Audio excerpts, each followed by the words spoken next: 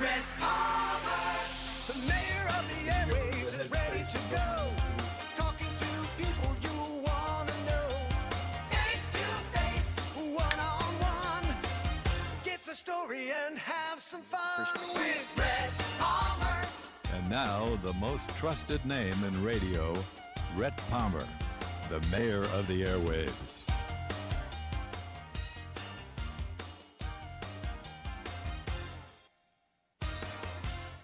All right, we're talking about shell games today. What about shell games? We're talking with former U.S. diplomat David Hunter. Good morning. Good morning, Rhett. It's nice to be here. And Back from L.A. No, back from Los Angeles. back from Las Vegas. Las Vegas, LV. Notice okay. there's a loss in that LOSS.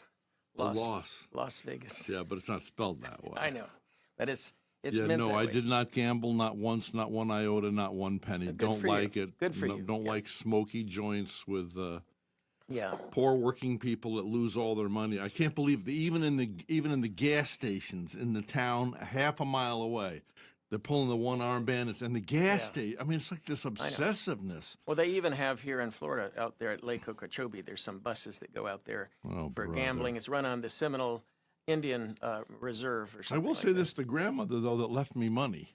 She used to get on that bus. She used to live in Oceanside. She got on that bus and went to Las Vegas all the time. I'm surprised. She was penny wise and pound foolish. Hadn't seen her in 8 years. Flew out to L.A. to see her, right, with my girlfriend, right? Or not L.A. Flew into L.A. and drove, Yeah, flew out to L.A. though. I flew out to L.A. in California to see her. And went down to Oceanside. Anyway, so you know what she had? Hadn't seen her in 8 years. Hamburger helper. That's when I used to go see her when she lived in Florida before that husband died. Yeah. Alan, who I really liked.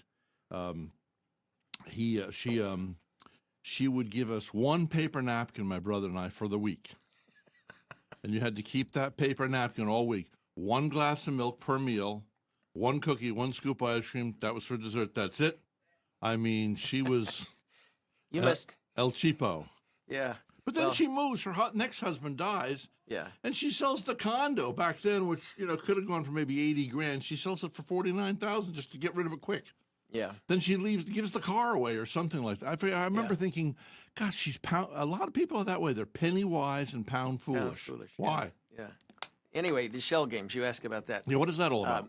Well, the issue here is the second part of that is running out of ammo, and we've got I know what you're going to talk about. we've got now, a problem in Ukraine Yeah. with what's called the 155 millimeter artillery shells. Those are being used for the cannons and for tank shells both. Who's holding up the approval? And, well, it's not a question of holding up approval. It's a question of running out of money and running out of shells, both. That's the thing. So we've run out of shells to give them? Yeah, this is a problem. Keep in mind, this is something. Now, if we were fighting a war, we'd make damn sure that we had enough shells. Well, and that's part of the problem, because what we're saying is we're running out of shells because we don't want to give any more shells because we want to be sure we have enough for ourselves if we have a war. This is the problem. We need it for our shelves. We need it for our shelves, right?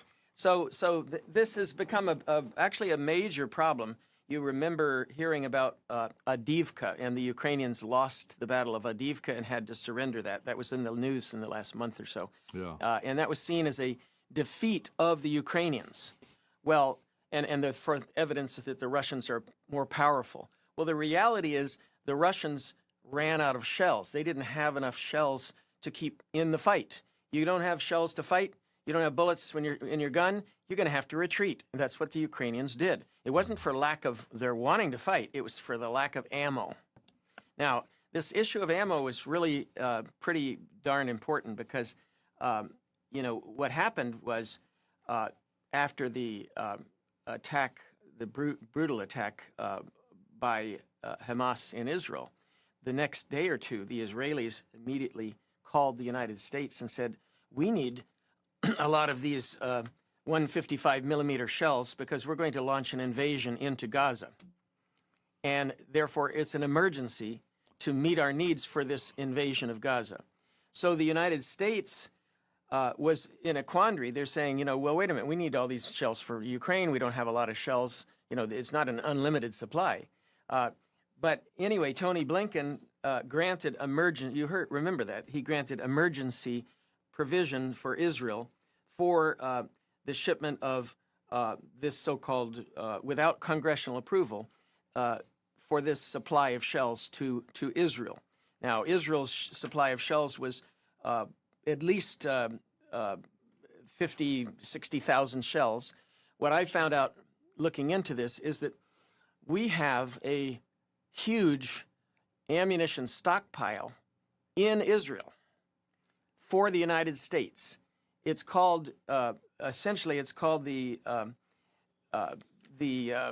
Oh, but they can't use it without our permission. they can't use it without our permission. It's considered to be an American stockpile. So we but have it's- military bases in Israel. we have a warehouse in Israel. I wouldn't call it a military base, but Do we we have. not have a military base there? I don't know, but we don't. But we certainly have this huge warehouse, and they've actually used the supplies. Israel has used the supplies of that in the past. In the 2014 Gaza conflict, they asked permission and were granted some of the ammo out of that huge American warehouse. It's called the War Reserve Stocks for Allies Israel. That's the technical term for it. They came up with it. WRSAI. So the question now is, the U.S. is saying to Ukraine right now, well, we don't know if we can supply you with more of these artillery shells because we can't compromise our own reserve stocks. Now, the question is that talking about, they're talking about replenishing the supplies. You don't ship normally directly from the factory to the field, to the army out in the field. You ship to the warehouse, and then the warehouse is filled up, and then it's drained out and refilled. The problem is we don't have enough manufacturing capacity to make shells in the quantities that are needed. Ukraine is using, or was using up until recently, about 5,000 shells a day, firing. Now, that sounds like a lot, like, boy, they're being wasteful. But 5,000. 5,000 shells a day. But keep in mind, they're having a long static line of artillery battle between the Russians and the Ukrainians, just like World War I. And the Russians are using 40,000 shells a day, 40. So I don't know where the Russians are getting them all. I mean, they're starting to get them from North Korea, and they're buying stuff from Iran, and maybe China's supplying them. I don't know. But the problem is, the Ukrainians can't have a fair fight if they don't have the ability to arm themselves and defend themselves. And then you get into the issue of Israel saying, well, we need shells too, because we're fighting in Gaza. So clearly, if a resolution in Gaza comes up and the war stops, they won't need those shells, and that will relieve some of the pressure on. Yeah, but that's only going to be a temporary stop. Well, we don't know. It's unknown what's going to happen there. What's this thing that Cuomo was reporting yesterday, that they were allowed finally, I guess almost like the Israelis have been holding on to this kind of card over here, and they invited different reporters to come in, and they showed video on how these Hamas people, the regular people, not just, we're talking about Palestinians who live there, were tying up families and burning them in front of crowds and rejoicing over this on October 7th and October 8th. And this report that they took some of them and put them in storage, for this negotiation thing.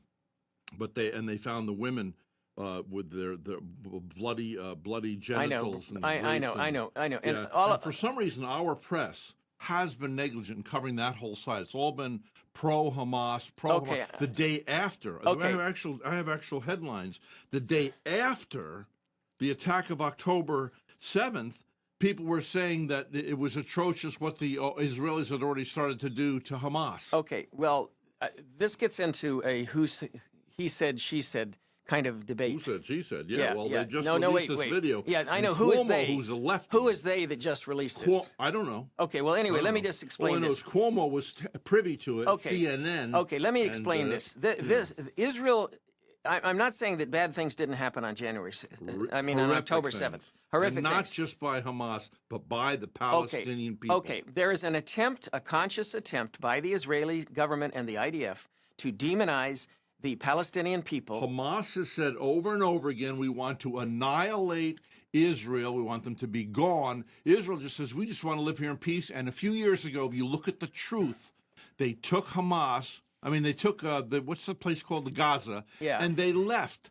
They left all their water plants. They left their Okay. farms and everything Okay. so they could have it and succeed. Okay. And then Hamas took over and raped and pillaged the people. Okay, you're using. If there were any you're- good people you're in using, Palestine, they were raped and You're pillaged. using inflammatory words. There was no raping and pillaging going on of Palestinians by Hamas. Okay, that's wrong. That's not wrong. And Not your- wrong and at your- all. and your They information- subjugated and took all and- all the good that the Israelis Okay. had left behind. And you refuse to see this. Well, I don't know why. Well, Rhett, you refuse to. How come you refuse to see it? You refuse. Why are you so anti-Israel? Okay, I'm not anti-Israel. You I want to are. explain. Yes. No, At least admit it. No, I'm not going to admit it because I'm not anti-Israel, but I'm anti-Zionism, and I'm also anti-lies by the Israeli government. Well, it's not lies. It's stuff I'll that's just prove all to came you. out. I'll prove it to you. Okay? Okay. I'm gonna. You wait for the remainder of this show, and if you don't believe what I've told you, then you're going to essentially say that the entire establishment, including the United Nations and all of these organizations, they're all anti-Zionist. Everybody's anti-Zionist. It's amazing. What I want to know is this. Let's Yeah. take a side. What? Why is everybody before this? Why are they anti? Yeah, why does the whole anti-Israel? world hate Israel? Yeah, Yes. that's the question. Your question. Yes. Yeah. And they did in World War II. No, they didn't in World War II. That was Nazis in World War II that We hated wouldn't Israel. even accept a boatload of Jews when they came here to be saved. Okay. And they went back to their death. Okay, I know. There were some.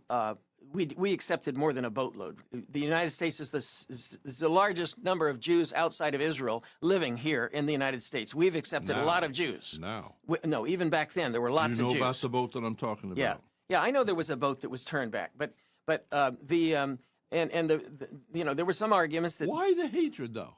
Where did this all start? This is long before this whole thing, even before there wasn't Israel. Well- why the hatred towards well, the Jews? to be honest, as far as Yeah, Adolf, be honest. as far as Adolf Hitler and his crew was concerned, Yeah. and also to be probably the Catholic Church as well, they were not very pro-Israelis. I was told that when I was a little kid. The only thing I heard in my neighborhood was that the Jews killed the Savior. That goes back to the Middle Ages. But in my household, we were never taught Yeah, that any goes- prejudice against Jews or blacks or all right, anybody so else. so the Catholic Church has had that pogrom or What's the word? a pogrom or belief. A pogrom is a putting into ghettos and mistreating and persecuting. They have had that for going back to the Middle Ages. The Nazis under Adolf Hitler, one of his main arguments was that the Jews were Bolsheviks. They were all tied in. The Jews were involved very heavily in And the. what does that mean, The a Bolshevik? Bolsheviks A were the Communist communist? Revolution. The Communist Revolution. So that they were going to subvert the authorities. And they were in Germany. anti-Christian, by the way. From the Catholic Church's point of view, and Didn't Hitler claim that he was a Christian? I think, or something. I don't know. well, Hitler had two What did I different. just say? Did I say Hitler? Hitler, yeah, okay. Hitler had two different philosophies. One was claiming that he was Christian. Mussolini was definitely Christian. He was a Catholic. Mussolini, well, it doesn't say much for- but Adolf Hitler. that's just one man. Adolf Hitler was some of his group of Nazis were trying to promote a new form of religion where they would substitute the swastika for the cross. And they would substitute Mein Kampf, which is the book that he wrote when he was in prison, for the Bible. Did you ever read that at No, all? no. But so there was a attempt to substitute Nazism for Christianity as a part of. Let me ask you yeah, this. Okay, you didn't read Mein Kampf. Yeah. Neither did I. Yeah. Okay. So really, and you're going a whole lot deeper than I've gone. Yeah. But even though you've gone a whole lot deeper, aren't our conversations really quite superficial? If you took the sun and you took the fire on the outside, it's kind of like we're studying this fire and the emotionalism Yeah. and the inflammation and the flames, and then this whole center thing that really would take a lifetime of somebody to delve into. I mean, you and I mean, if we're going to really be any kind, we're not experts, and I don't pretend to be. And even you haven't read Mein Kampf. It's like, shouldn't we have read that? I mean, No, I don't think it's necessary. I think let me get back to the point Did about. you read Mein Kampf? Yeah. All right. Let's get back to the No, but it's hemp with an A. So no. Say it again. Hemp. Kampf. It's not cough. You're making it sound Kampf. like you're coughing. Kampf. Kampf. Okay. Anyway, let's not. Are you comfortable? Yeah. Let's Kampf. not focus on that.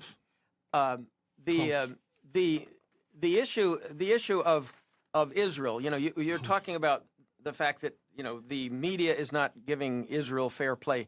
I would argue, along with, for example, a major number of senior reporters from CNN, that the CNN has actually, with Christian Amanpour as one of the leads in this, they have charged openly now. It's actually a leaked Charged what? charged that CNN is not providing fair coverage of the Gaza war, that they are only providing information about the hostages and about the IDF spokesman's comments and all that kind of stuff, which is what I find when I watch mainstream media news here in America, the same thing. And I also have found evidence from a Israeli Knesset member who is anti-war. He wants to have a ceasefire, and he has spoken out about that.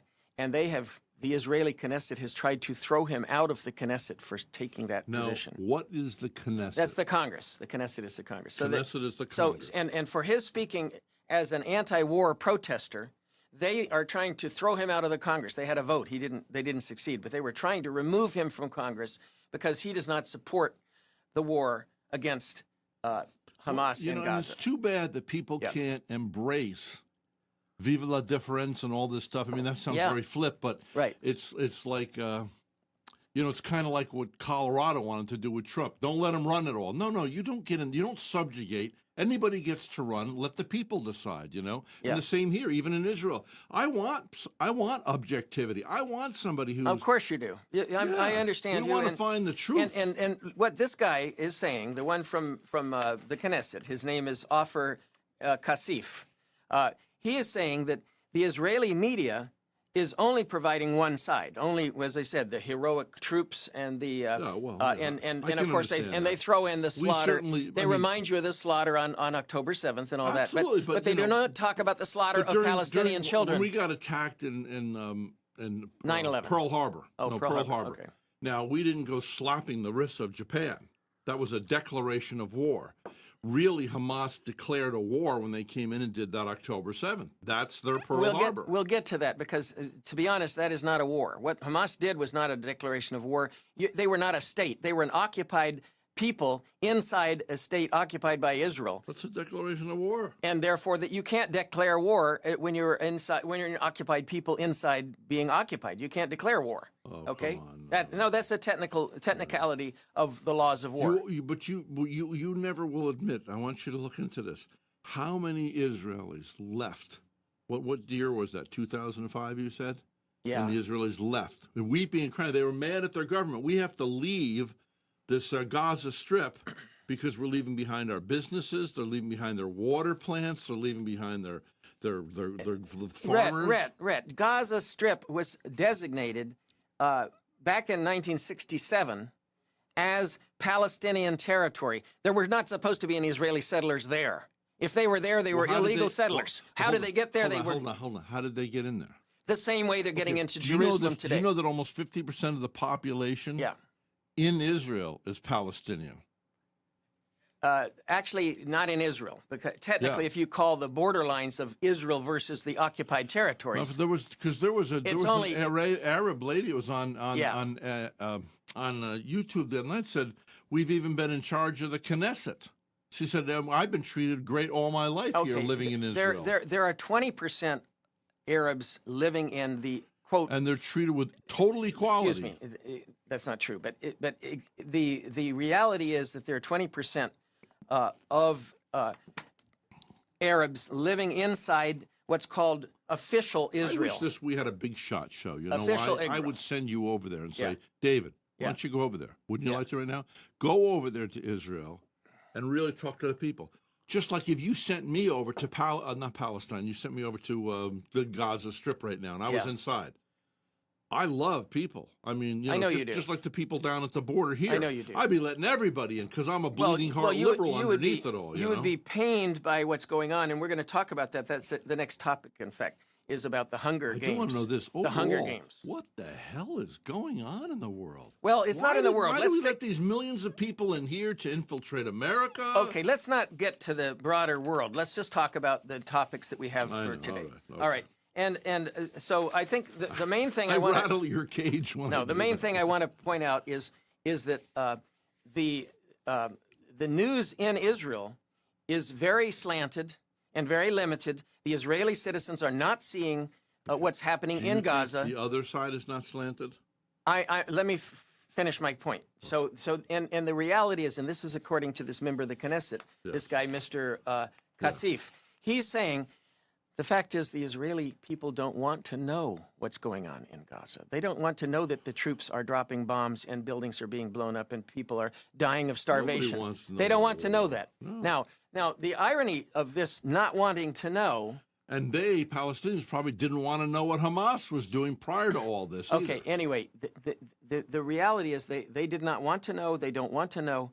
They are turning a blind eye to what Israel is doing inside Gaza. You and I are turning a blind eye to the whole thing. No, I'm not. If you are, that's your problem. Are you doing anything? I'm investigating and talking on the show about this so that people can know. They don't have to sit there what and. difference are we going to make? If people listen to the show, they may decide there's stuff changing. The reality is, even the United States' position on Israel is changing rapidly.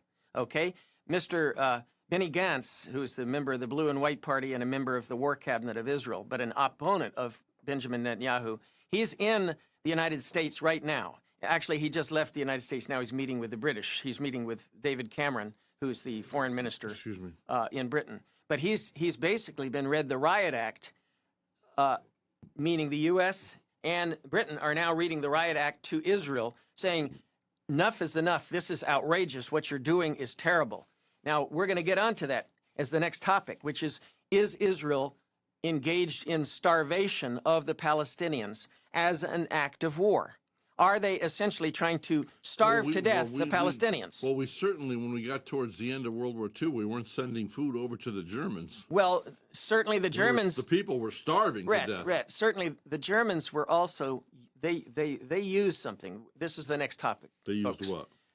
They used starvation as a weapon of war. Where did they use it? It's in Eastern Europe and against the Jews. When you think about all the people that died, the Jews were starved to death. This was an intentional starvation. Many of the people in these concentration camps or in the ghettos, they were given like 400 calories a day as their food allocation. And some of it was sawdust was put in the soup to make them feel full. So basically, they were being starved to death. There were several million people in Eastern Europe that were starved to death. What happens to when you eat a lot of sawdust? Well, the point is, there was actually a name for this. It was called the Hunger Plan. The Nazis had a plan, the Hunger Plan. It was an official plan to starve, deprive food for the Jews and Slavs living in Ukraine and Russia. Okay? A war of starvation. That's what happened.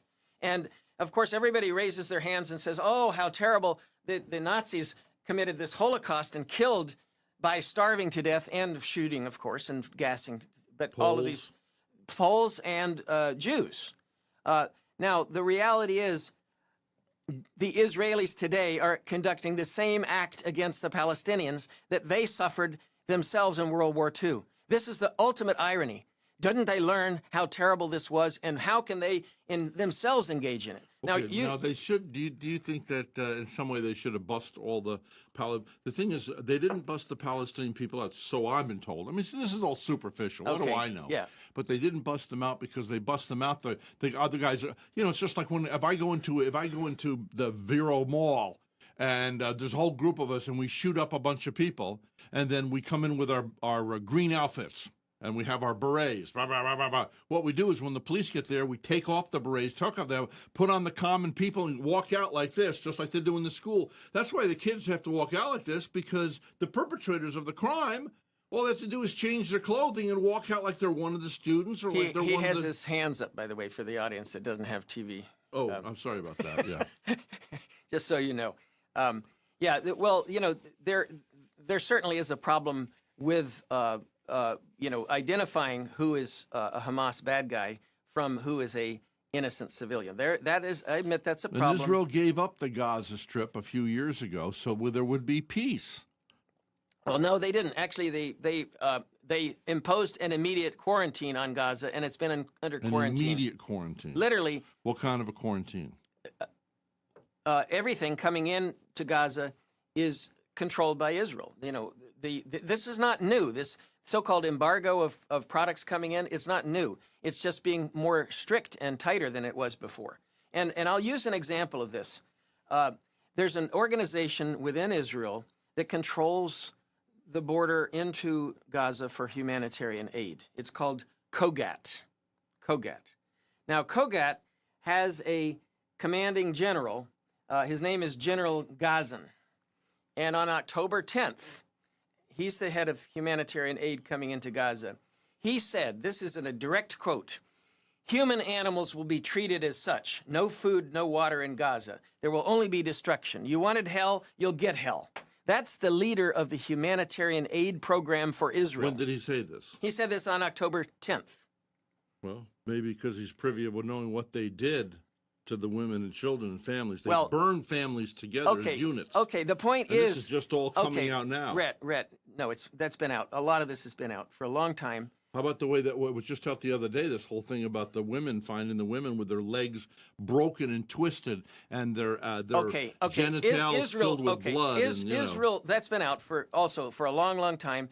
Israel is retreading that stuff. And this was done by Palestinians, not Israel just is the, retreading that stuff. The war propaganda machine is running full blast. And so is the other side. In order to put this out, in order to create a what's called a sense of outrage and refocus on the original crime that the Gazans or the Hamas committed. He tells me to stop being handy. Yeah, okay, all right. What do you want me to do? Just sit here and just take everything that he says, hook, line, and No. sinker? Okay, come on. Once he's done. Yeah. What? Okay. Retort once he's done. Yeah. I can't. What am I going to take copious notes here on everything? He goes from thing to thing to thing to thing to thing. I got to jump in. I can't even remember your name when I'm in a pub. If he came into a restaurant now at my age and go, there's my he's the guy that runs the equipment at the studio. What's his name? Who's the guy that had the big ship? Oh, Noah. No, that's Noah.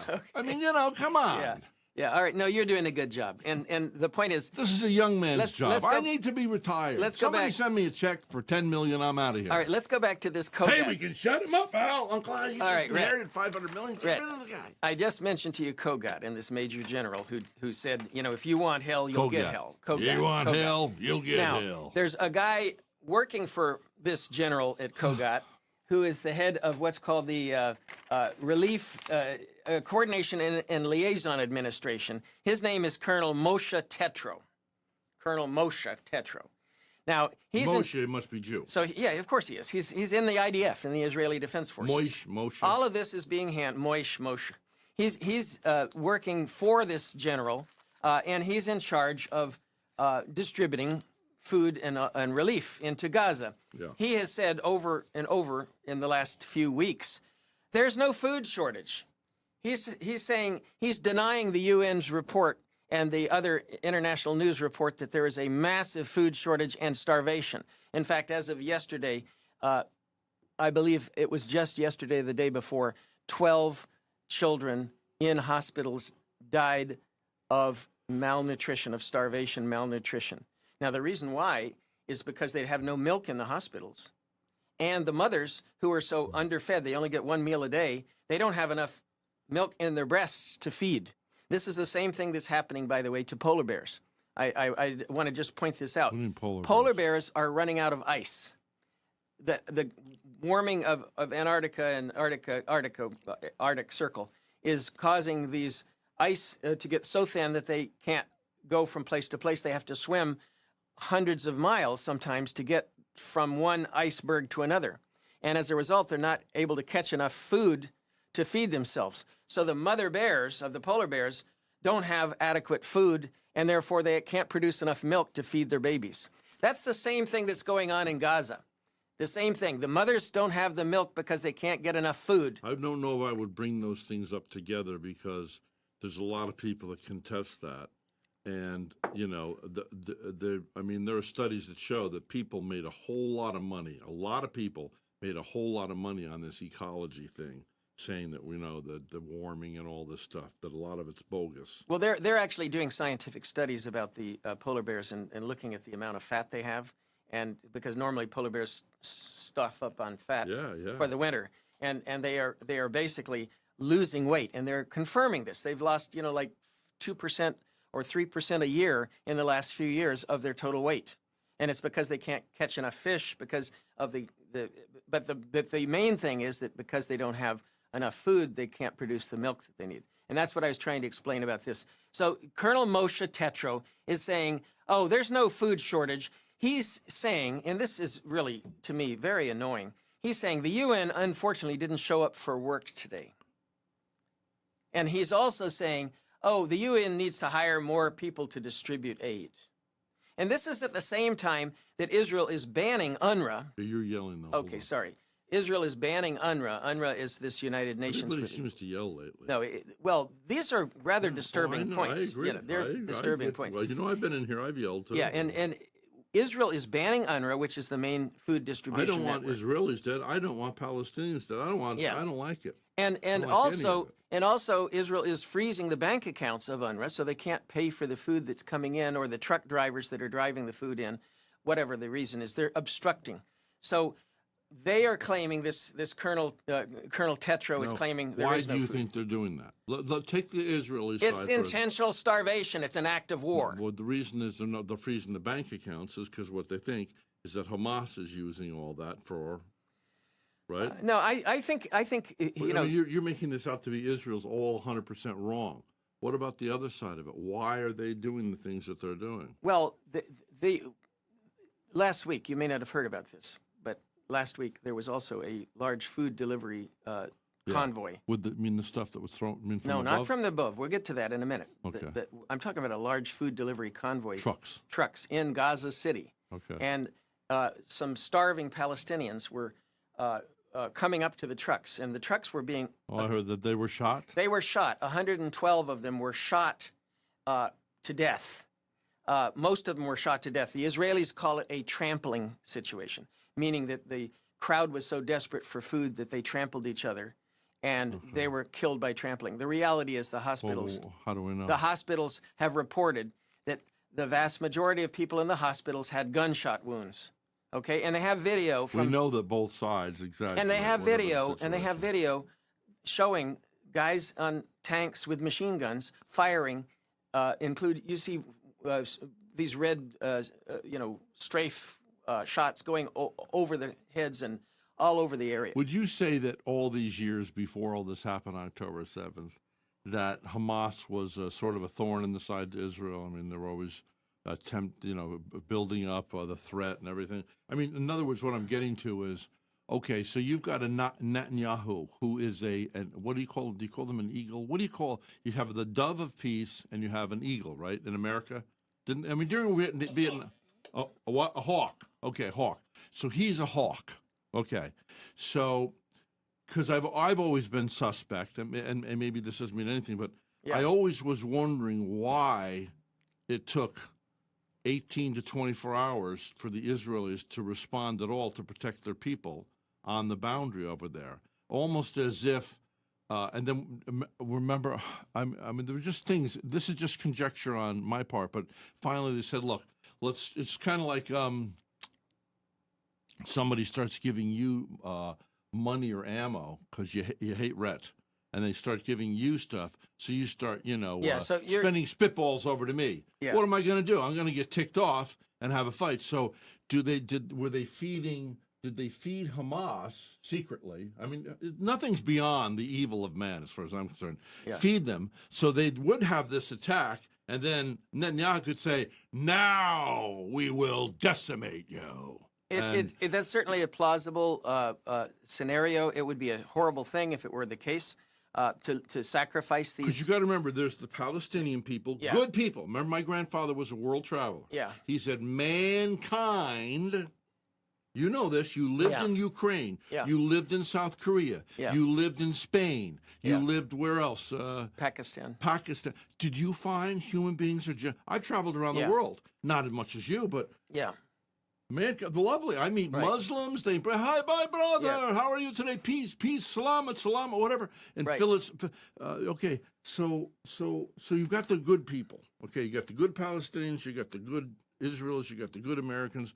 People, we the people don't want war. Then you've got people who are over here who are the extreme doves, who just don't care if they're walked on. Then you've got the hawks over here. We've always had the hawks. I mean, nobody wants to talk about it. I guess it's starting now, but I got to tell you, for 29 years I've been on the radio. Do you think I talked about Vietnam with any? Every time I see a Vietnam veteran, I have to say, hi, thank you for serving. But I go, how many cars are not out there this morning and people driving around? They were killed needlessly. We had no business being in Vietnam. And it's the evil of men, right? Well, Now, John Michael Matthews over here Yeah. just closed up a shop. He was Yeah, a I know Marine. him. I know he him. put his life I on the know line him. for us. And he got really perturbed with me because he says, you don't help your neighbor? yeah. And he considered what is it? The Vietnamese. Would that Viet be Cong. Would that be who were the commies? The North Vietnam? Viet Cong, Okay. yeah, the North- So the South. South Vietnamese, So we were yeah. there to defend Yeah. our brothers, Well, supposedly. Yeah, and he bought into this this as a individual soldier on the ground.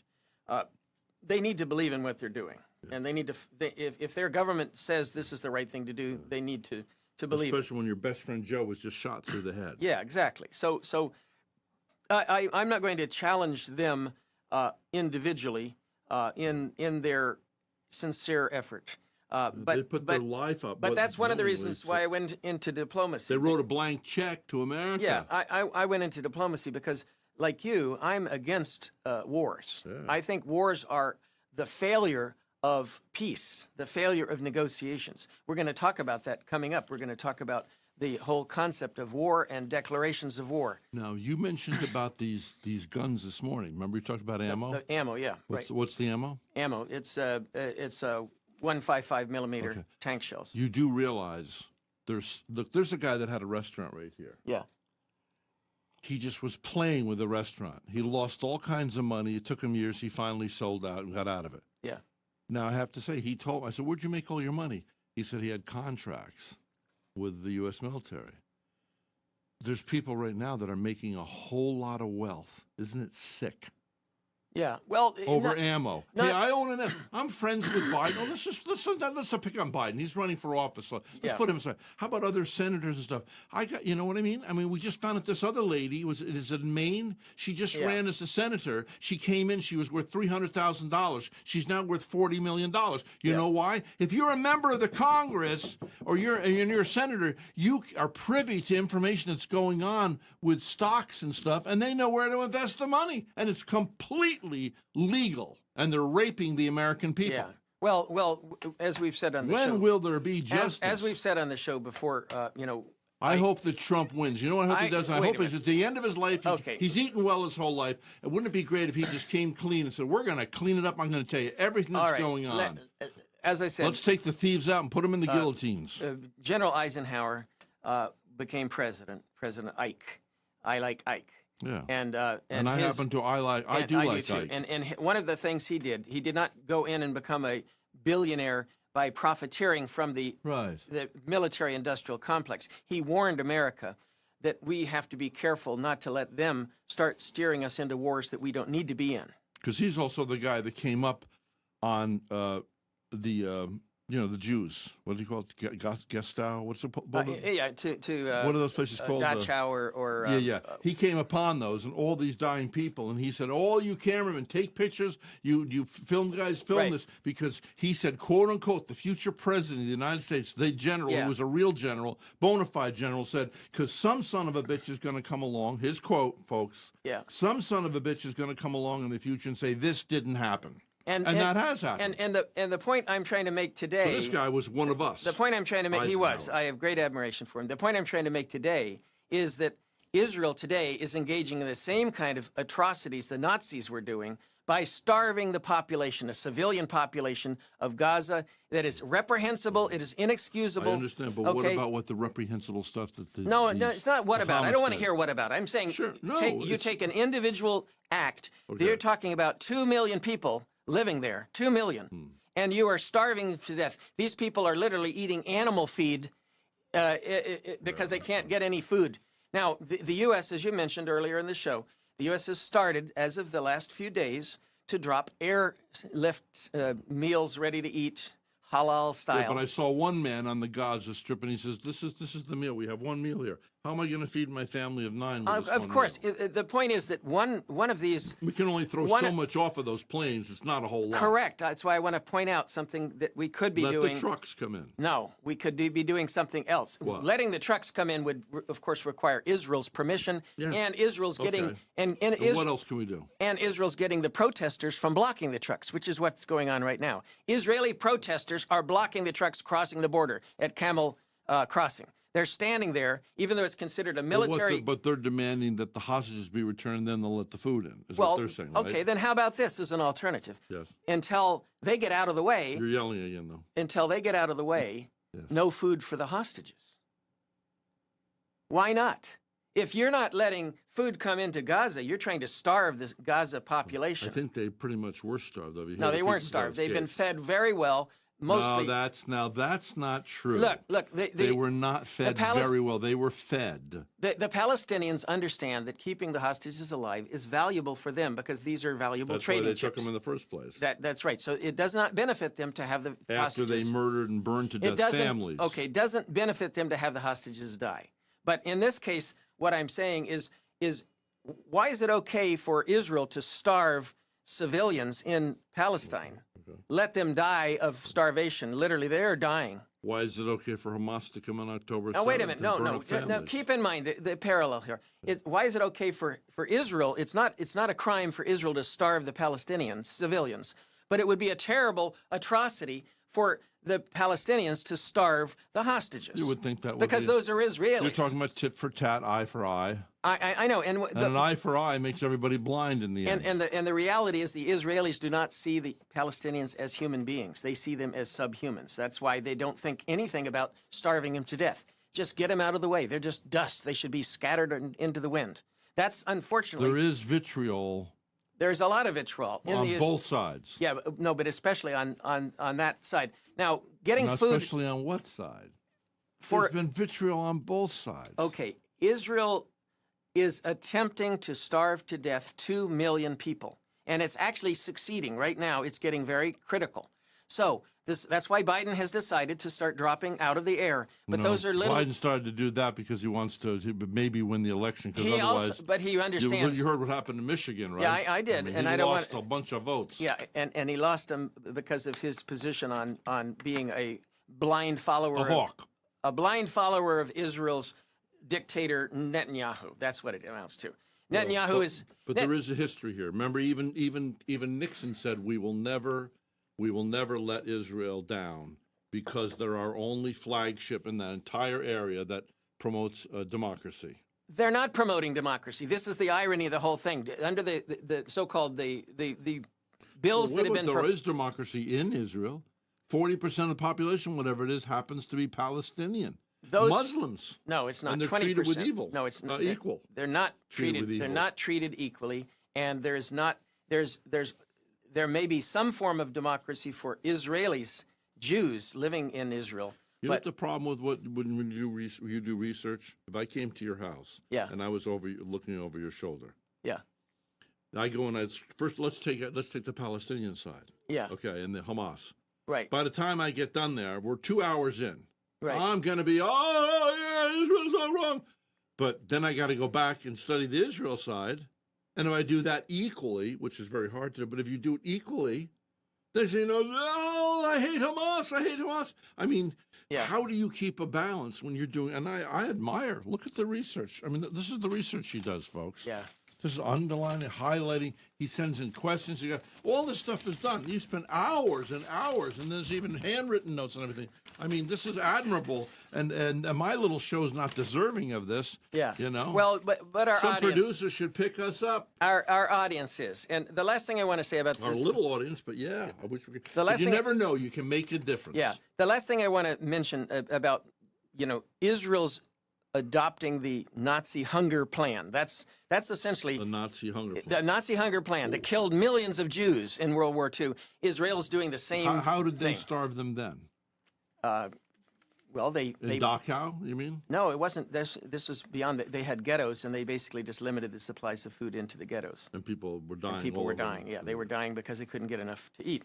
Now, what we should be doing now, Biden is dropping some token air shipments. It's good. It's a start. The air shipments. The French are doing it. The British are doing it. The Jordanians were doing it a while back. So that's a good start. But the big way to bring in the food without having to confront the Israelis directly is by ship. And we have right now off the coast of Gaza a major amphibious landing fleet. The USS Bataan is out off the coast of Gaza. They could load up that amphibious, these are these troop carriers that drop down the flap, and then the troops come running off and they drive the tanks off and all that. Yep. You remember World War II? Yep. Okay, landing at I've watched all those Saipan and all movies that. 10 times yeah, each. We have ships like that. And guess what? They can bring in, instead of bringing in tanks, they could bring in food supplies from Cyprus. Cyprus could be, it's not very far from Cyprus to Israel. Okay? And Cyprus is Greek, right? Cyprus is Greek. Yeah, Yeah, I haven't been to it's actually an independent country. The part of Cyprus is Greece. Northern Cyprus is part of Greece. There's a dispute between Greece and Turkey, but So Turkey is suggesting that they own part of Cyprus. yeah, but in There's reality, conflicts everywhere. well, that's been a Does frozen. anybody get along? That's been a frozen conflict. So what I'm trying to say is that we could be providing troop transport ships sailing from Cyprus, loaded up with all the goodies that we need, big ships, and landing them right onto the shores of Gaza, and then from there quickly bringing it to distribution points. Now the problem, a lot of people have argued, I've looked into this, are saying, well, we don't want to get U.S. troops on the ground. And so the question then is, well, can you get U.S. And they're saying, oh, we're worried that Hamas might fire at our ships. Wait a minute. These are bringing in food supplies for the Palestinian people. Do you think Hamas is going to fire on them? Well, because Hamas is going to take a lot of the food for themselves. They're going to be eating well too. Well, the Hamas is a small amount of the 2 million people. Let's say this. Let's say the Israelis are right that if you give food to the Palestinians there, Then the Hamas will is gonna- eat. Okay, so what? What's so bad about Hamas being well fed? Yeah, exactly. You can still go in and kill them. Yes, You exactly. can kill fat Hamas as well as skinny Hamas. Exactly. You got it right. There's no point. And it's going to trickle down, and the people that are being held against their will be fed. Right. Who are in prison. What do you call Exactly. it? Hostages. Hostages, right. I mean, depriving. What is humanity? What does who's losing their humanity over this? That's- Both sides. Well, in this case, though, I think Israel is definitely on the wrong side of But do you know that Israel has never called for the death of all the Palestinians? But the Palestinians have said we want to annihilate Israel. Israel just wants to live in peace. Okay, if you want to look at the If Arafat had accepted court- it way back when, would this be happening? International Court of Justice. He was a representative of the Palestinians. Yeah, the International Court of Justice has said Israel said, "Here, this will be your land. This will be our land. You say it's you your say, land." You say Israel wants to live in peace, but the International Court of Justice has said that there is preliminary evidence that Israel is engaged in genocide. That is not living in peace. When you're engaging in genocide, you're not living in peace. But who wants to threaten genocide all the time? Well, what you're saying is that Hamas has said they want to threaten genocide against the Israelis. So is Iran. Iran said we want to wipe the Israelis off the face of the earth. Well, Iran has some credibility in making that threat. Hamas doesn't. What do you mean credibility? Iran has a big army and lots of missiles. They could blow up a large And part. you wouldn't believe how many. I mean, They could blow up a lot of Israel, and so frankly, so could Hezbollah. I don't want to get into that today, but There's Israel and Hezbollah are escalating step by step. It's Tell me getting worse something. and worse. So tell me something. Yeah. So I'm the head dude of Iran right now. I'm a Khomeini. Ayatollah. Ayatollah. Yeah. Ayatollah. Rhett. Ayatollah, yeah. So why don't I say, well, they're weakened. Why not attack now with fury? Well, actually, that's not the calculation. Is it because The calculation is Benjamin Netanyahu is saying, I'm not beating Hamas. There's no way I'm going to totally eliminate Hamas. The war in Gaza is going badly. I'm not going to be able to exploit Rafah. Is he saying this? He's thinking it. This is my interpretation. And Netanyahu's saying if the war goes badly and we end up having a ceasefire or a permanent ceasefire, then I'm going to be out on the street and be in jail. That's what I, as Benjamin, am thinking. So my goal is don't stop the war. What the defense minister, Gallant, said just recently when they were talking about a ceasefire, which Biden suggested would happen this week. It's not going to happen, but he suggested it should happen this week before Ramadan. Gallant said, well, if we have a ceasefire with the Hamas, that does not mean that we were going to have a ceasefire with Hezbollah. Mm-hmm. So basically he's saying, well, even if we stop the war temporarily with Gaza, we're going to continue fighting against Hezbollah. And he's saying until we can clear a massive area of land north of the border of Israel from Hamas. So he's basically saying that Hamas has no right to live inside Lebanon. They have to be, 50 miles away from the border, and therefore Israel is essentially declaring security perimeter lines inside Lebanon, okay, and saying these are the guys that are allowed to live in your country, and these are the guys that aren't allowed to live in your country. Can you imagine that? Think of what would happen if somebody told you, that on the Mexican border, the Mexicans are going to say, well, 50 miles inside the United States, we'll let you live, but if you're less than 50 miles, you can't live there. I mean, that's infringement on sovereignty. So, these are some of the issues that we're dealing with. I want to shift over. Maybe we take a break and then we'll shift over to the Yeah, I got to put other the air topic. conditioning down. Yeah, but this is Who put my air conditioning up? yeah. All right, so Been a heated we're trying discussion. to save the world here today. Yeah. And you wonder what the fruition is, but I will tell you this. We should do a study on this, too. Yeah. You never know who's listening to this. Right. Well, I hope You know. Biden is listening, or one of his. I would doubt that. Administration. But you never know whose ear you have. Yeah. Because how many things, and I should, if I could ever hire Noah on the side to do some research, how many people have been elected into office by one vote? How many things? Yeah. Like, for instance, I was told when I was younger that we were going to have either German or English as our language in America. Yeah. And it was by one vote, English won out. I was also told it was by one vote that Hitler got into the inner circle. One vote. Yeah. Okay. So, and there's all kinds of historic situations where one vote made the difference. So to sit down and lay down arms and go, oh, well, we can't make any difference at all. Yeah. Well, at least we're trying Yeah. here. Well, Mayorkas got impeached by one vote. Who's remember Mayorkas? The Homeland Security Secretary. He got what? Impeached? He got that's right, impeached. recently. Yeah, one vote. Oh, yeah, the Mayorkas guy. Yeah. Yeah, that guy. I don't know. Not that it makes a difference, but it was one vote. Let's take everything aside. Do One you like vote. that guy? I don't like that guy. Just like, you know who the guy just retired? The Republican guy? Mitch McConnell. I never liked him. He was on my show. I left. I didn't want to interview him, so I left him here with Joseph, and then he got ticked off at Joe 45 minutes in. He goes, I wanted to talk about my book. He was there to promote his book, and Joseph was really getting in on him and some stuff. I've never liked that guy. I don't like that guy, too, that guy who's Mayorkas. There's just something about it. Maybe I'm wrong. I mean, they've invited me to his house. Yeah. I'd like to go to his house, what he's really like. Right. It just seems there's something there. And you know what? And I'm in touch with my feminine side, so I have an intuition. But generally, I'm right about people. All right. Well, the next thing we're Generally, gonna talk about after the break, just as a teaser, is did Trump break international law by establishing the U.S. Embassy in Jerusalem? Oh, brother. Yeah, jeez. Oh, give me a break. Give me a break. Okay, we're off. Been a hard day's night. Huh? What? Keep the mics and hidden ad. Oh, you got to hit the ads. Why don't you control the ads in there? Isn't that the way it's supposed to? Okay, you can't. Hi, I'm a golf enthusiast, and I love Big Shots Golf on US 1, next to Advanced Eye Care. I was at Big Shots recently and had a great time playing a virtual 18-hole golf course. Big Shots also serves really good food. The mini cheeseburgers are my favorite. I love the ice cream, too. For a fun time, bring your friends and family to Big Shots Golf on US 1. Indian River County, roll with us, recycle. It's hard to recycle, right?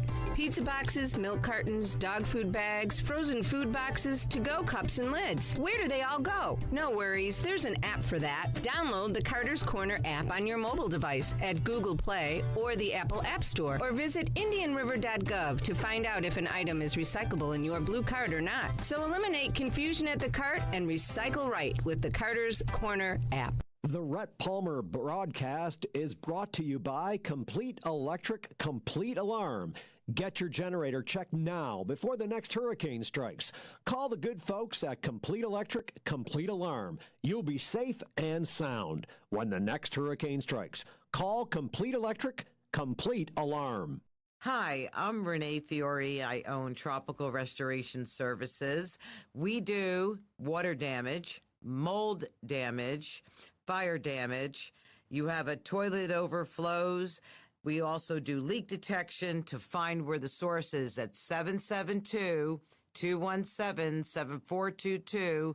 That's the phone number for Tropical Restoration Services. So call me direct, Renee Fiore, Tropical Restoration, 772-217-7422. We will find the source of your problem and fix it.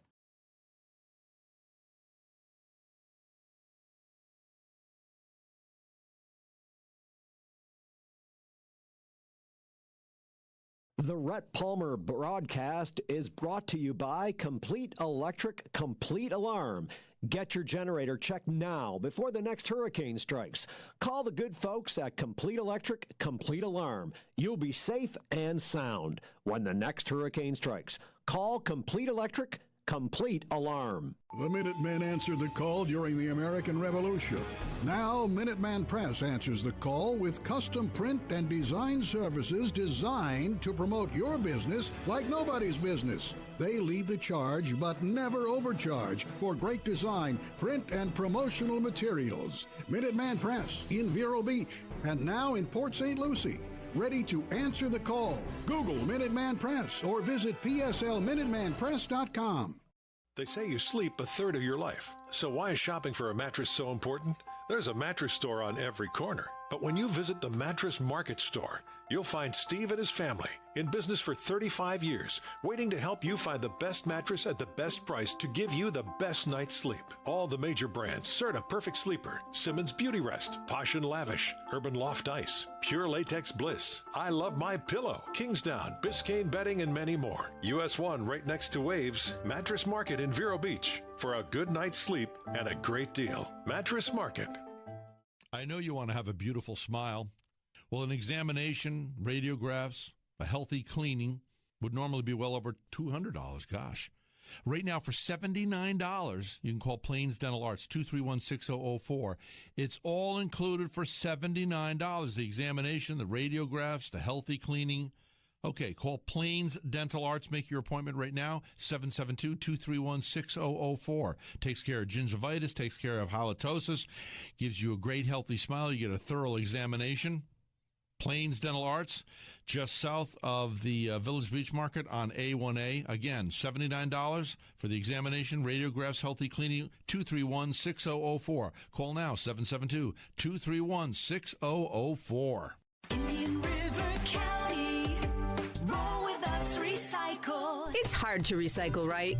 Pizza boxes, milk cartons, dog food bags, frozen food boxes, to-go cups and lids. Where do they all go? No worries, there's an app for that. Download the Carter's Corner app on your mobile device at Google Play or the Apple App Store, or visit indianriver.gov to find out if an item is recyclable in your blue cart or not. So eliminate confusion at the cart and recycle right with the Carter's Corner app.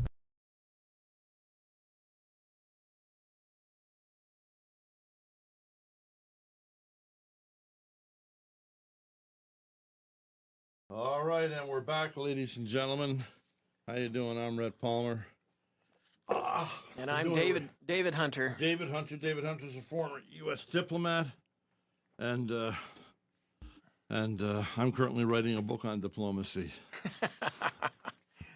A book on being nice. How about that? We should be diplomatic towards each other. Is Yeah, that we not are. dignity? We are, for the No, most I don't mean part. just you and I. I'm talking Yeah. about the whole world. You should. Let's start, even here in the United States, the left and the right. Yeah. Why can't we all talk? Right. I have some very extreme left friends call me the other night, and they said, I was too tired, but she says, Rhett, we're just concerned, he's a former Catholic, got married to his wife, left being an active priest, I guess, in 60, and they live up in Vermont, where Okay. of course where Trump lost, and I have a lot of friends that are lefties up there, and they want to know, and it's like I was too tired the other night. I said I just can't get into the whole thing, but because Trump scares the death out of them. Yeah. But then again, I understand the other side. People need to understand the other side. Biden and the people that are in office. I'm just not sure how many thieves, bad people we have really Right, who we were are talking in office, who are self-serving, right? Yeah, we were talking about before the break this next topic, which is Yeah. Trump. Did Trump break the law? Did we all Trump know break the law? when he moved the embassy, the U.S. embassy to Jerusalem. Now everybody's heard about that. That was done in 20. Isn't it funny though? 2017. They keep trumping up charges on Trump. Well, let me explain It's this. funny that he has that name, and Yeah. it's the first president ever. You have to admit that. This is historic. Yeah, first That- one named Trump. Yeah. Yeah, the first one named Trump, and the first one that trumped up all these trumped up things. Yeah. Only in third world nations do they come against and weaponize the government to come against. I mean, Yeah. I'm sorry, Biden's the president, so the buck stops with him, and they Right. have weaponized the FBI and the CIA. Okay. Well, let's go back. Stay on the focus of moving the embassy to Jerusalem because that's I an know how we important can get topic. some attention. Yeah. FBI, FBI, Rhett, FBI, come on, CIA, I don't want you, CIA. Rhett. No, they'll tune in. Hey, it's Yeah. coming up on the computer. Some guy's up in Florida there, and he's Yeah. talking about FBI and Yeah. CIA. We Yeah. got to listen in here, Al. Okay.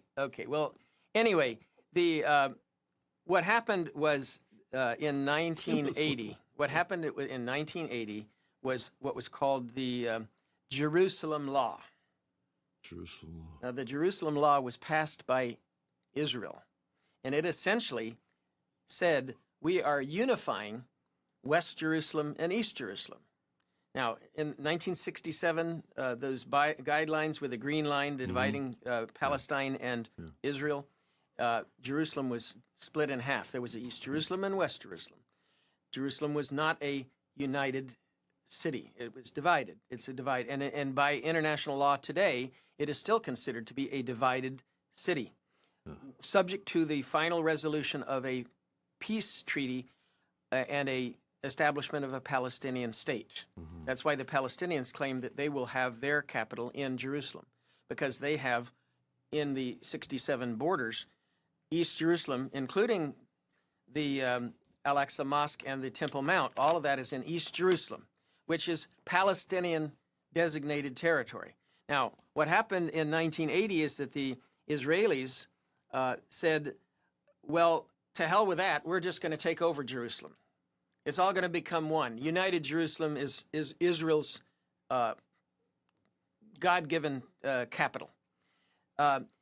Well, what happened as a result was the UN Security Council, 15 people, 15 countries, they had a vote 14-0 with the U.S. abstaining, which denounced this claim of unity of Jerusalem. They said that this is an alteration of the character and status of the holy city of Jerusalem and does not have any legal validity. It's a flagrant violation of the Fourth Geneva Convention and a serious obstacle to lasting peace in the region. That's what the United Nations Security Council resolution that was voted 14-0 declared.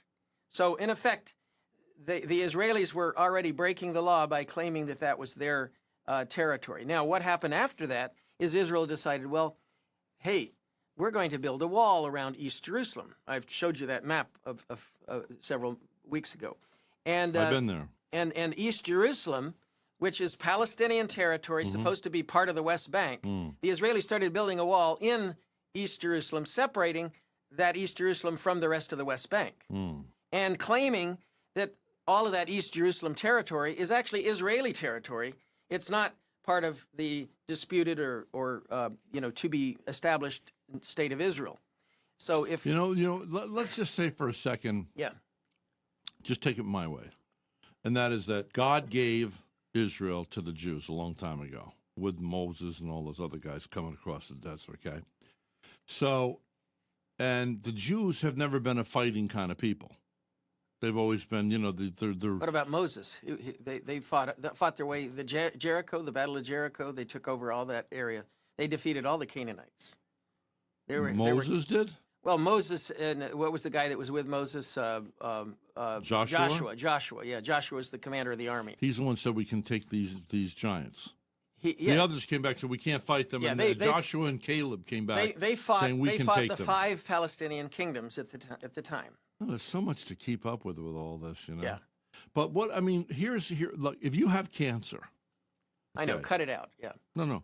Let's say we say, well, we're only going to cut out half of it. Right. You're going to die. So a long time ago, it's just like when I flew in naively as the uneducated guy that I am, I fly in because I had a miraculous encounter with Jesus. I get born again. The children of this age are wiser than the children of the age to come. I'm a child of the age to come. I get into Jerusalem, and all of a sudden I hear, I go, what the heck is that? Oh, that's the Muslims. What are they doing here? I thought this was Jewish land. Well, it was Wouldn't only. it have been better way back when they should have just said, look, we're dominating it and we're taking over. But it's not that simple. See, it was not Jewish land until 1947. That's the problem. It was wasn't. before that, but then they were run out. 400 A.D. 400 A.D. was the last time that the Jews were really dominant. You want to there. go back into everybody's history? Yeah. Well, how old are we as a country? Yeah. How old? 220 years, something like that. I think that the American Indians really own this land. Honestly, no, if you want to play that game, that if that's the rules to the game, then I think that, that's... Okay, all right. We've talked about this before, about, Israel and Israelis and the Zionist movement in particular coming over to Israel and setting up in Israel and Jerusalem. Those are called the religious Zionists. The secular Zionists were willing to have a place after World War II with all the slaughter and the Holocaust, horrible Holocaust that went on. 6 million Jews killed. And the Jews offered to have 50-50 with that other guy. No, but before that, there was actually proposals. Yeah. Believe it or not, there was a proposal. I made this jokingly, but Galveston, Texas, was actually proposed as a location for a new Jewish Holy Land for the Jews. And God says, you think so? My Israel, you can keep Texas. Why don't you take the Muslims down there? We don't want Texas. All my exes live in Texas. And as I said, somewhat jokingly, if the Israelis, there are only 7 million of them living over there. Can you imagine with the cowboy hats? Oy vey, I'm riding my horse today. And actually, the Hasidic Jews have the nice big brimmed hats, too. They fit right in with the cowboys. I know. They There you go. blend in there. Hey, Daddy, what are those other cowboys And they over all like guns. They're already gun lovers, the Israelis. The Israelis are gun lovers. They are not gun So lovers. therefore, they've had to protect themselves. And therefore, the Texans would get along very well. Do you know any Jews? The Texans Do would you want to go out with my Jewish? Let's call my Jewish friends right now. I'll call 10 of them. I bet they all have Do you guns. know how to run a gun? I bet you Howie Schaefer doesn't have a gun, nor does he know how to shoot Have you heard of IDF? IDF is mandatory for all Israeli young because they've had to protect men and women. themselves. Therefore, they all have why? They all have Why? knowledge of guns. Why? Why? Because they located themselves in an area where they weren't wanted, the middle of the Middle East. They fought by Actually, it was Britain that did that. No, Britain didn't want them there, to be honest. That's false, too. My gosh, the whole thing is false. No, it's not. But the irony is people tend to think that, the Britons wanted the Israelis to go to Israel, to Jerusalem. Then how did it happen? Well, who established, was it 1949 or 48? The country was established in 48, 49. And before that, you had essentially groups that were terrorists, Jewish terrorist groups like Irgun and the Stern Gang that were fighting against the British. This is getting very complex. They were fighting against the British. They engaged in terrorist warfare against the British because the British did not want them and to. the British were not terrorists when they came into all these places in the world. The sun will never set on the British Empire. Okay, remember that whole thing? You do have a point there, in that the British were what was called colonials. And colonials, when they come into a country, they usually come in with guns. Hey, look how stupid they were in South Africa. When I went to Zimbabwe, I've been there. You been to Africa? I've been to Zimbabwe. Yeah. Okay?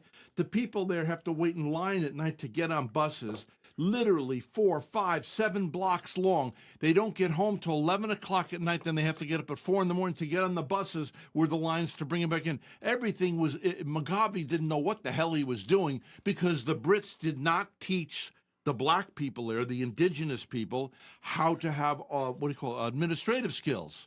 Yeah. Yeah, that's why they took my friends. My friends had a farm there, 300-year-old farm in Zimbabwe. Right. And they came along and said, if you can prove if you're African heritage, you're black, and you can prove that your granddad worked on this place for a month, we're going to take the keys away from the white folks, and we're going to give you the farm, which is what they did to my friend Kevin and his family. Noah, can you look up, is Rhodesia? Was that Zimbabwe? Yes. Was Rhodesia? Yes. Was Rhodesia? You don't have to look it up. Was that a German occupied colony? Oh, Rhodesia sounds as kinda... opposed to British. You said the Brits. Okay. Yeah, look up Rhodesia. I think it's German. I think it was a German colony. It was not a British colony.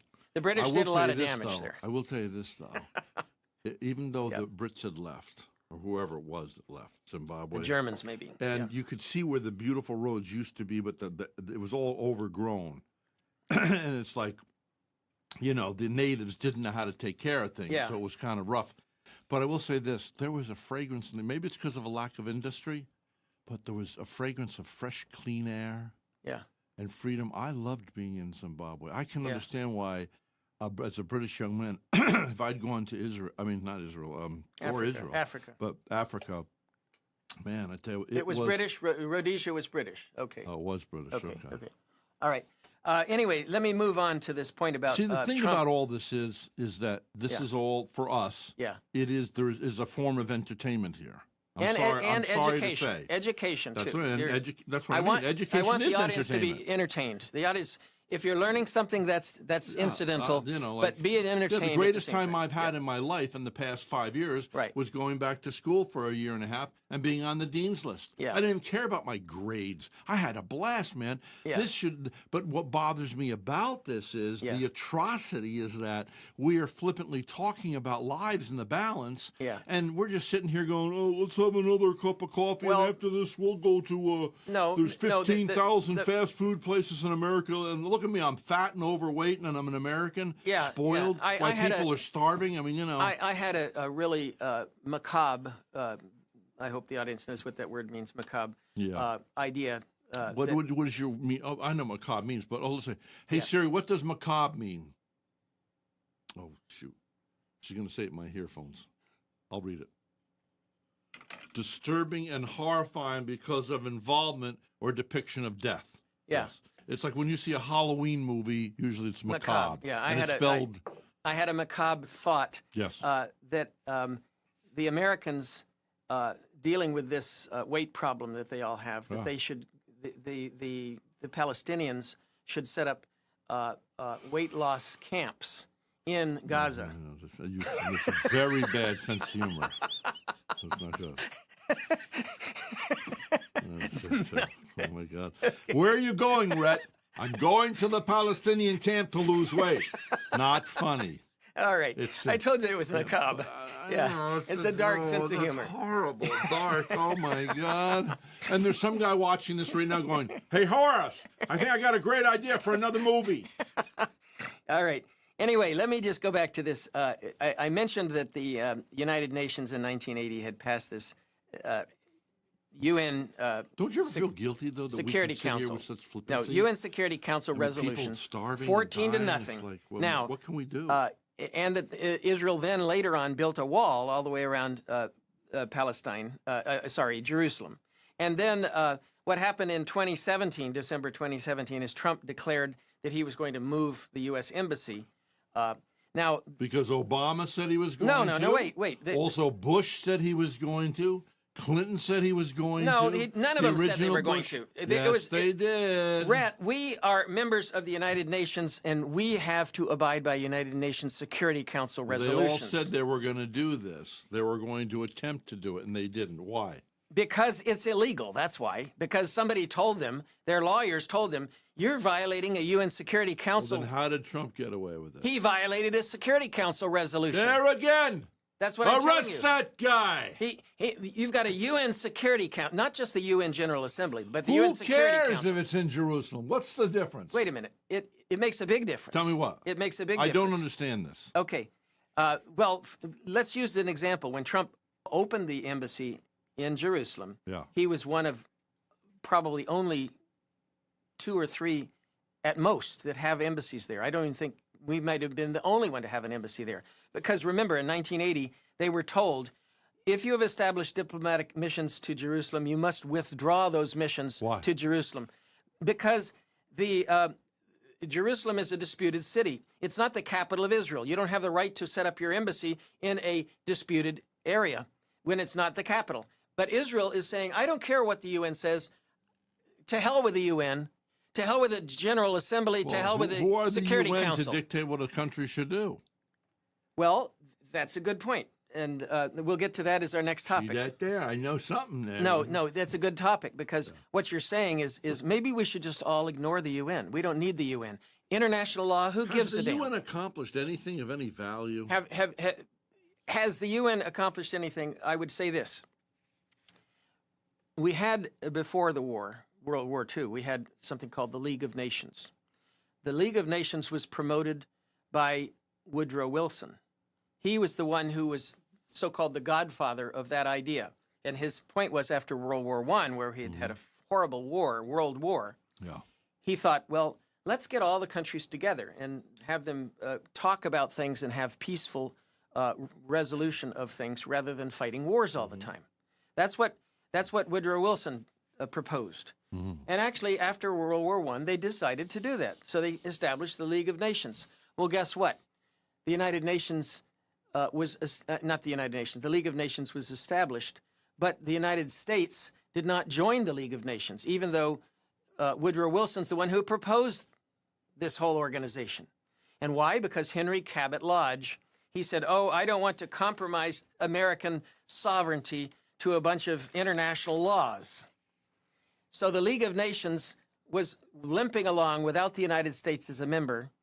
And after a while, Germany and Japan dropped out. They were members. And they dropped out and they said, we can do what we want. We don't need to follow the law of international law. The United States isn't even a member. Why should we be obliged to obey international law? And guess what? Once Japan and Germany were out of the League of Nations, then they decided, oh, we can invade whoever the hell we want. The law of war does not restrict us from taking over some country if we just feel like it. So you basically abolished what's called the international law and went back to the law of the jungle, that the strongest guy can take whatever he wants, whenever he wants. Now, we've been living with the United Nations since World War II. What happened after World War II? We realized, hey, that League of Nations, if it had been properly funded and supported, it might have helped preserve the peace.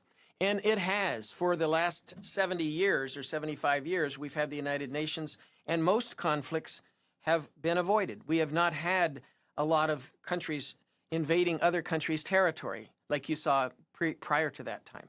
For the most part, sovereignty and territorial integrity has been honored. I'm not saying it's perfect, and I understand there are areas where it doesn't work. But in terms of what's called the right to wage war, the United Nations established that no nation has the right to wage war except for self-defense and when acting under a UN national security resolution. Well, you're the one that says that Hamas's act on October 7th was not an act of war. Right. Let me just make this. this... And I disagree. And I know. And Israel agrees with me. Yeah, but let me clarify. For example, the U.S. attacked Iraq. Excuse me. You remember the Iraq War? We went I in agree and with Israel. threw out Saddam Hussein, Iraq. Yeah. Okay. We did not do that just because we felt like it. We did not do that because he was harboring weapons of mass destruction. We did that under a UN Security Council resolution. Remember, George Bush got up there and he waited until the vote was done at the UN Security Council. That's when he got the green light to go into Iraq. They waited. They had to. Well, that was a big mistake. It was, but the point is, he did it legally. He did not invade another country. Let's go back in time. Yeah. So we got this guy Hussein. Now, I don't know about you. Saddam Hussein. I bet you were bullied as a kid because you're a short guy, right? Were you not bullied? Not very often. Okay, well, maybe not. Maybe you were a tough guy because the kid that used to bully me was a short kid. I'm a big tall kid. You know what I mean? So maybe you were a bully. No, I wasn't a bully, but I didn't get bullied very much. Well, I got bullied. Yeah. I don't like bullies. I don't either. You know, and so the first thing I would have done then there is go and take Hussein and his sons and put a bullet in their heads. I could, if I could see what they actually did and know it in my heart, I could actually, okay. I could pull the trigger. Okay. So anyway, so I'm glad we got rid of Hussein. But Hussein was some kind of a weird, oppressive, dictatorial genius because he had the Sunnis and the Shiites all living together. Everybody was doing, you know, okay, rah, rah, rah. Yeah. You stop it, or we're gonna hang you. And there was peace in Iraq, right? It was. But I mean, if you didn't give a good deal on one of his sons buying a car, they'd find your body in the trunk of a car in the water the next day. You know. Yeah. So they were evil, evil, evil people, correct? Well, I certainly Hussein agree that he and the sons were brutal dictators. I'm not sure that the United States had the. Him and Gaddafi. These people think they're impervious. Well, you do they? Let me just know say this: there's going to be a day of reckoning. Nobody appointed you as sheriff of the world. That's right. Okay, Me, so Rhett Palmer. Rhett Palmer, and Yeah. and to be honest, nobody appointed the United States as sheriff of the world. Yeah, I'm getting sick and tired of that. Sending our boys and girls over there dying. Therefore, the concept of a just war Yeah. is self-defense. Self-defense. Or under a UN Security Council resolution. So, okay, well, Israel at the beginning of this October said that was self-defense.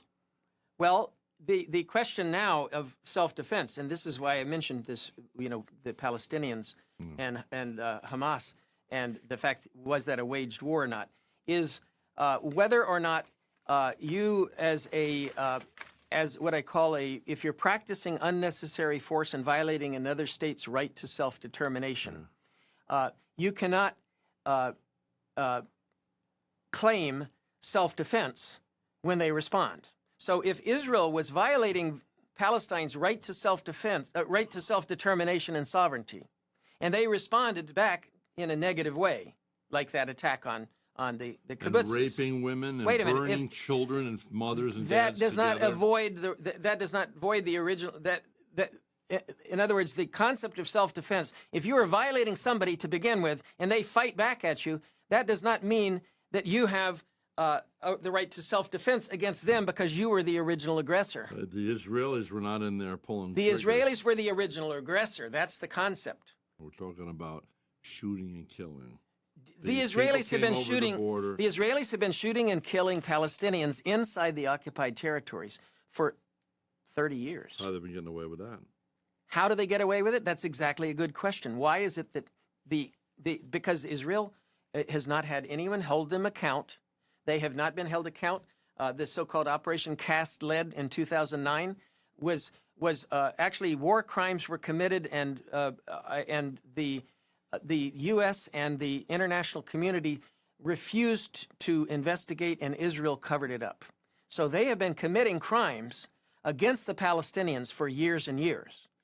This book, Son of Hamas, for example, he describes how he was grabbed out of a car and beat by a rifle butt and thrown into jail and strapped into a prison chair for weeks at a time in a stressed position. Now, why is Israel allowed to do that? Who's policing Israel's violations of international law? The reality is nobody. And that's the problem we've had. That was the problem with the League of Nations, too. If there's nobody enforcing the law, the so-called international law, then before long people start ignoring the international law. That's what I'm worried about. I'm worried that Israel right now is attacking the United Nations. It's saying that it's a bunch of, anti-Semites. The reality is the United Nations has voted against Israel. Netanyahu made a claim just recently, when Trump declared the embassy, this is kind of humorous. Trump declared the embassy, and the United Nations held their own vote, and they concluded that Trump's action was illegal. And Netanyahu comes back and says, well, you know, the decision of the United Nations General Assembly is absurd, and there's a growing number of countries that refuse to participate in this theater of the absurd. That was Netanyahu's term for the vote. Now, the vote was 128 to 9. 128 people said, condemn Trump's establishing embassy in Jerusalem is a violation of the 1980 original act. So, and that capital of Jerusalem should be null and void. That's what he said. So Benjamin Netanyahu says, well, you know, there were 9 countries that voted against that proposal to condemn Trump. And therefore, that's a growing number of countries refusing to participate in the theater of the absurd. You know who those 9 countries were? Israel, Guatemala, Honduras, and then we get to the Pacific Islands, Marshall Islands, Micronesia, Nauru, Palau, and Tonga. So of the so-called 9 countries that voted against the condemnation of Trump's moving the embassy, 4 of them were tiny little specks out in the Pacific Ocean. Now that's the growing number of countries participating, refusing to participate in the theater of the absurd. I would say Netanyahu's engaging in the theater of the absurd. If he claims that that shows support for him, Togo, Palau, Nauru, get your map out and find those little bits of speck in the Pacific. Okay? So this is, again, it's a question of, you know, he said, she said. Well, if you start examining it under a microscope, 9 tiny little countries of irrelevance. How can you come to terms with anything if nobody's telling the truth? You can't. Well, you can, but you have to clarify it. That's the problem. And that, as I said, Netanyahu calling this a theater of the absurd because 128 countries voted to condemn Trump's moving the embassy to Jerusalem. Those are not the tiny little specks out there in the middle. These are big countries like Brazil and you know, maybe Poland or China or something. They're not the speck Nauru and Togo, Palau and Togo. So we need to dig beyond the spin and the propaganda in order to really get to the truth. As I said, my point here in outlining this is that Trump did break international law when he established the embassy in Jerusalem. Now, I'm surprised that Biden did not reverse that decision and pull the embassy out of Jerusalem and move it back to Tel Aviv, where all the other countries have their embassies. But Biden didn't have the guts to do that because he wants the Jewish vote. So we're basically playing domestic politics with international politics. We don't have many Jews here. We have 7 million Jews living in America. That's not much. It's not much, but the Jewish also provide a lot of funding, and that's where the Democrats are particularly interested in the funds from the Jewish community. It's not the votes from the Jews. Why is it the Jews have such a proclivity and ability to gather funds? They're good at banking. Do you know that during the American Revolution, there was a Jewish man that gave George Washington those guys $1 million. Did you know that? $1 million. I didn't know How that. do you get $1 million back then? That's a lot, but that would be like $1 billion now. Yeah. Yeah, something. $1 million. Yeah. A Jewish guy. Yeah. Well, you know, Jews have always been talented in banking, and they're talented in many areas. That's why they're hated, right? No, but why are they first hated?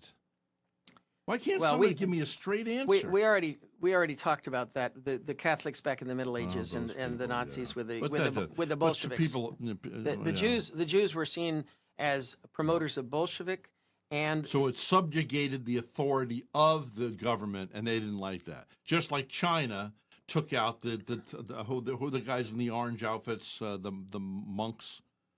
You know, the Dalai Lama and the Tibetans. The Tibetans. Why would they kill Tibetan monks who were totally into peace and love? Yeah. They won't even step on a fly, literally. Right. I know. Well, anyway, so I think we've covered because they felt that subjugated their authority. Well, I think we've covered that pretty well.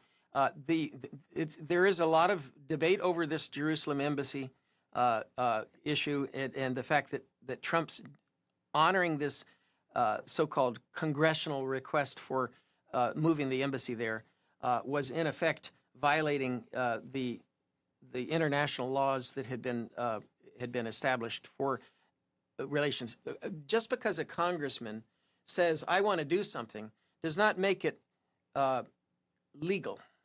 Okay, and what we have as laws within our United States do not necessarily extend outside of the United States. Do you believe in any way, shape, or form that the Democrats have weaponized the FBI or the CIA? No, and I don't think that they've weaponized the court system either. Okay, as far as I'm concerned, I do not agree that all of these court cases against the former Trump president, not trumped up. the former, I don't believe those are. There's no proof that we have everything on camera. What he said on this, what was it, January what? January 7th. Oh, was it October 7th, January 7th? Yeah, January 6th, was it, or 7th? I think it was January 6th. Noah? Whatever that's, January 6th. 6th. 6th, yeah, 6th. Okay, yeah, so we got the 6th and we got the 7th. I wonder Right. what's going to happen on the 8th of some month. Yeah, so... Now, do you believe that Trump is responsible for those people going? He did not inflame them. He said go and protest. He never said anything about burning down or breaking in or anything. Actually, his tweets prior to that gathering on the 6th said... Were inflammatory? Yes, he said, What? "It will be wild. It will be wild." That was his tweet, actually, the word, "it will be wild." Be there, it will be wild. Oh, my, come on. Yeah. You know? Okay. It will be wild. Wild, yeah. Yeah. Yeah. So anyway... That's not violence. And a lot of the police Well, authorities... that's a bunch of BS, and you won't even admit to the fact Rhett, that they've weaponized Rhett, the FBI and the CIA. A lot of the police authorities were very alarmed at the planning for that January 6th event. Okay, they were very concerned about it. They anticipated I don't see that there was any planning, because if they're planned, they could have accomplished something maybe. Well, I don't want to... I recently had been at the Capitol. Yeah. You don't go in that way. You had to go on underground tunnel, had to get special approval months in advance. Yeah. I mean, the whole thing. Yeah. So you don't walk through the door. You don't climb the walls and then break the windows. But why did the police step aside and let them go in? Because they were intimidated? Yeah, I think so. I think they were Okay, why intimidated. didn't Nancy Pelosi bring in the guard? They could have been there. Actually, the National Guard the could have been National there. Guard was under the control Authority of Mr. Patel. Patel. Mr. Patel? Yes. The guy that owns the 7-Elevens? No, actually, this is a different guy. Mr. Patel. You lived in India. Yeah, I did live in India. 3 years? Yeah, but Mr. Patel and the Defense Department has a role over the National Guard and the movement of the National Guard. That's a very complicated story. Why didn't National Guard get mobilized? You saw Trump mobilizing the National Guard up to the point of having them on the steps of the Capitol with Lincoln Memorial. That was at the time of the Black riots. The burning of this church. Was it the burning of the church or the defamation of the church? And that was in the summer. In the summer before October. And remember, Trump went out and walked down the street. He'd raised the Bible in front of him. What was that whole thing about? That was in the summer, and that was at the time that that Trump mobilized the National Guard. Okay, and even people on TV last night that were being interviewed on NBC and ABC, I try to keep up with them all, said, we think he's best for the country, but we just hope that he'll, essentially shut his mouth and not respond emotionally and inflammatory in the way he has them. He'd have no problem if he would. People don't care how much you know till they know how much you care. If I could become friends with Donald Trump now, I'd say, do you want to trust me? I am the shoeshine boy. I have nothing against you. I'm for you. I voted for you twice. I'll vote for you again this time. But I got to, people don't care how much you know till they know how much you care. Now, last night, did you see his acceptance speech? This Power Tuesday or whatever it is? Very calm. Someone has told him to calm down. Most of the time he's holding his tongue. I'm a man, and I still remember when he went like this. and he was mocking that guy. Yeah. Right. That's bad behavior. A little retarded, boy, yeah. I would say, what are you doing, mocking that man? You don't mock Yeah. a man who has a disease. Right. And also, I knew General Colin Powell, and I liked General Colin Powell. I interviewed General Colin Powell. Yeah. And for him to say nasty things about General Colin Powell the Right. day after he's dead is a wrong thing to do, right? Right. The wrong thing to do. Yeah. Against Well, the- anyway, I don't want to get off on domestic politics. That's not my topic. We're dealing with international affairs. Okay, so you lived in Pakistan. Yeah. You lived in South Korea. You lived in India. You lived in Spain. Where else did you live? Ukraine. Ukraine. Yeah. So you can reflect. Right. Let's be two calm older men now. Okay. I can understand why in the Bible it says God repented of having made man. Right. I mean, he gave free will. And look what's going on. And people were, why does God allow rape? Why does God allow? Because God gave, hey, you want to see? There was a rebellion. We don't quite understand it. Long time ago in a distant land, there was a rebellion. Yes, ma'am. So God said, okay, this time, free will. I'm going to give you free will. Let's see how you do without me. Yeah. Now, he does allow there to be a place of mercy, and that is called on your knees in prayer. And for some reason, at times, he will intervene. Yeah. But generally, man has free will. And, okay? And look what we've done. What have we done? Well, you know, it's not very good what we've done. If you look at the micro level, as you said before, man to man. Micro is the small level. Small, micro Okay. level. If you look, you get out there and meet your Muslim friend and your Chinese friend and your We all Korean get friend. along. We all get along. So, you know, the point is, except for greed, power, and politics, man would get along fine. And he won't even regulate himself. Yeah. So the issue is controlling greed, power, and politics. Let me tell you something. I don't know if you've studied this at all. Have you gotten into people that go into recovery, of which I became a member late in life? Okay. I never was into drugs, didn't like, even by the time I get to Woodstock. Yeah. So my mother dies, a relationship ends, and I get addicted to scotch in my mid-50s. Okay. Only for less than a year. But I became alcoholic. Right. Okay, that brought me into these rooms where they have these 12-step programs. And through that, I was with a group of all men last night. Yeah. These are big motorcycle guys. It's a motorcycle group. Yeah. Out in Las Vegas. No. This is here. This is South Florida I went to last night. Oh. And these guys, I used to beat up people just for the fun of it. Yeah. But now I love everybody because they almost died from addictions to drugs and alcohol. Right. They come into a 12-step program. You will not succeed unless you come to a place of honesty and then surrendering yourself to a higher power. Right. And this changes people. And, I mean, even myself, who I thought I was a do-gooder and a good guy, and I do think essentially I was, and now I see the error of my ways in that, I'm certainly not the perfect guy that I thought I was. One guy got mad at me once down at the station. I remember him, Mike. He says, "You're not as good as you think you are." I always remember why he said that. This is about 20-something years ago. Yeah. "You're not as good as you think you are." And it always disturbed me. Why did he say that? And he later was friendly with me, and we got along. He even worked here. And I go, now I realize somewhat what he was saying. I'm not as good as it. Nobody's as good as they think they are because we're all, why can't man get along? Why does greed? Hey, Noah? You also have Can you close that door? Because it's carrying through in here. Yeah. We also have the issue of what I would consider to be PTSD. PTSD, post-traumatic stress disorder. Yeah. Now, you think about the Israelis who went through, or the Jews, I wouldn't call them Israelis because there was no Israel there. Yeah. There was only Jews who went through the Holocaust, the slaughter, rounding up, putting on cattle trains sent to the execution centers by the Germans. In Poland mostly, from Slovakia, from Germany, from France. They were trying to bring them in.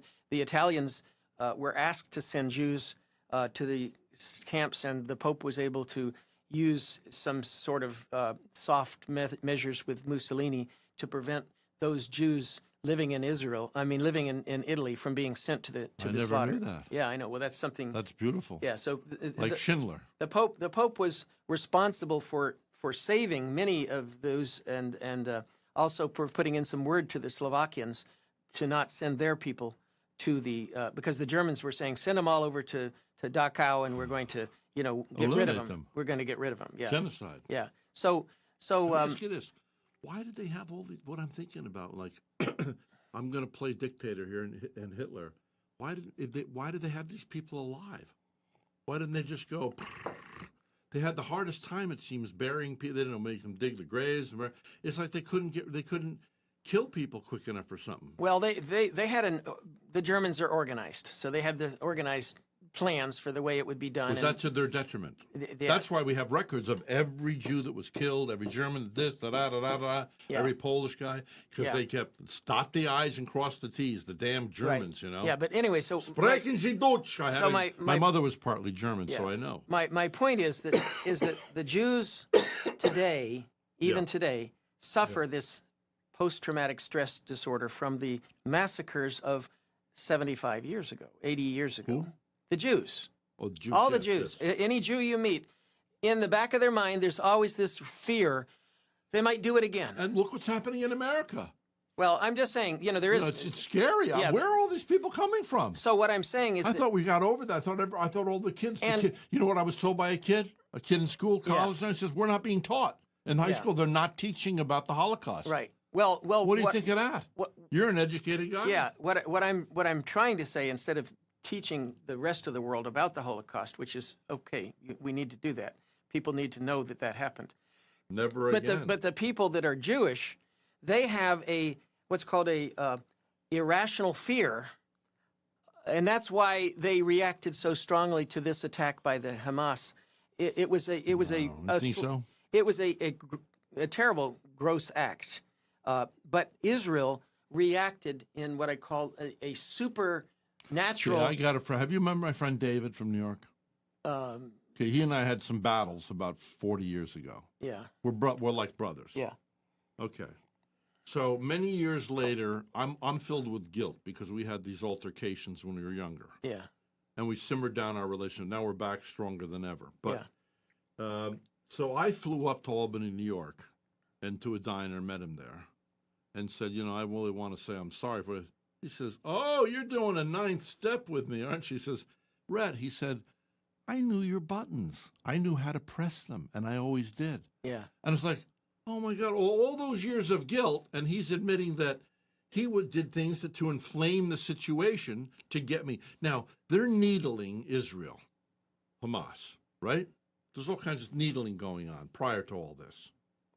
Well, you might say that Israel was needling Hamas by shooting them, by arresting them, throwing people into jail. Now, I will say this. I did see a documentary. Yeah. And it was made pre all this stuff. Yeah. And these beautiful little Palestinian boys were saying his friend was over near the border. Yeah. And was going through some garbage or something. Got shot. And spending his life in a wheelchair. Yeah. Well, so, even is there another side to that story? In the book Sons to Hamas, when this guy, in the book what? Son of Hamas, who was the book Son of Hamas. He's a Christian now. He's a Christian now, and he's anti-Hamas. He is now, but when he describes his father was a leader in Hamas. He described his growing up. He was 10 years old, and the Israelis arbitrarily would impose a what's called a lockdown or capriciously a lockdown. He was at school, and now they have essentially a lockdown, so he couldn't get back home from school. So he had to sneak through the back alleys to try to get home from school. And that was dangerous? And if the Israelis caught anybody out during these so-called lockdown periods, they would shoot them. So lots of children were killed by Israeli troops. And he describes that in his book. Lots. Yeah, he said it was common. You read this book? Yes, I read the book, cover to cover. And he describes... And he had a conversion to... He had a conversion to Christianity. And he also became... What do you think of that? And he also became a Shin Bet agent, an agent for the...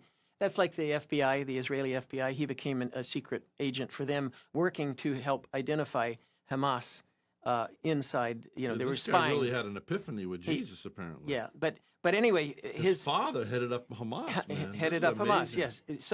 But the point I'm making is he describes his early life living under. I wonder how that happened. Well, you read the book. Yeah, tell me about it. He describes his early life, and this is the part most people. Should I read this book? You might want to read it. Did you read it? I did read it, Was cover it to cover. intense? It's interesting. Was it well written though? It was pretty well written. Yeah, it's adequate. Because there's a new book out on MLK.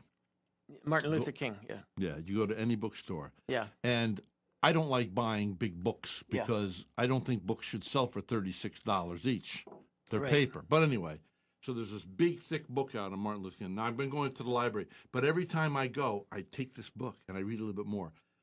I don't know what this guy did. I don't know what it is because I guess I'm not a professional writer in the least. Yeah. Otherwise, I'd be able to know. Now, a professor of English would be able to tell me maybe. But it's kind of like James Patterson. He writes these simple little superficial books. He's the number one book. He makes $67 million a year. He's the number one author in the world. Right. He hires these people. He hires them. But his chapters are boom, boom, boom. Next chapter 2, boom, boom, boom. Chapter 3 goes through. He knows what he's doing. This book on MLK is not like that. It's not that concise and short. But whatever this guy's done, I open up a page anywhere, and I'm like, wow, it's so interesting. I don't know how and it's probably an 800-page book. Yeah. But I mean, so what I want to know is this book well written like that? Because I have a hard time laboring through books that are not done by an artist. If you want to consider writing an art form, which I do. Right. Yeah. No, this holds your attention. It's pretty well written. His life story is fascinating. As I said, I focused on his early life story, and I'm mentioning that on the show because it reflects on What's how the name of the book? It's called Son of Hamas. Son of Hamas. I think it's out selling right now at the bookstores, right? He What provoked reflects. you to buy that? Actually, my brother is the one who. The conservative brother? The conservative brother, yeah. Hey, there you go, conservative brother. And he was reflecting on it because I think it showed the conversion of this guy to Christianity and the influence of Christianity, as opposed to what I read in it, which was the early part, was his describing what his life was like under a Israeli rule as an occupied I'd be interested territory. in reading that. And this is a part, most people kind of flash by that. They're thinking, oh, well, he's going to be a Christian. And he focuses a bit on how he works as a Mossad agent or a Shin Bet agent. There's nobody with clean hands anywhere. Yeah. Well, and Right. of course, you know, in my view, he was held as a prisoner by the Israelis in cruel, torturous positions. He was? Yes, he was. And Well, how did he get converted and released and all that? he got. This is the part that most people that aren't familiar with intelligence work, they don't, and with like our Guantanamo Bay and so forth, the idea that a intelligence operator will try to convert and get the prisoner to become a double agent by offering them nice guy, bad cop, like if good I cop. go out and I become the number one bank robber in America, they're going to come to me and say, "Look, we're going to put you in jail. We'll throw away the key unless you'd like to consult our CIA and FBI on how you did this." And that's the way. and identify all the other bank robbers out there that are your friends. Yeah. And see, well, that's what he was doing. And they He give was you protection.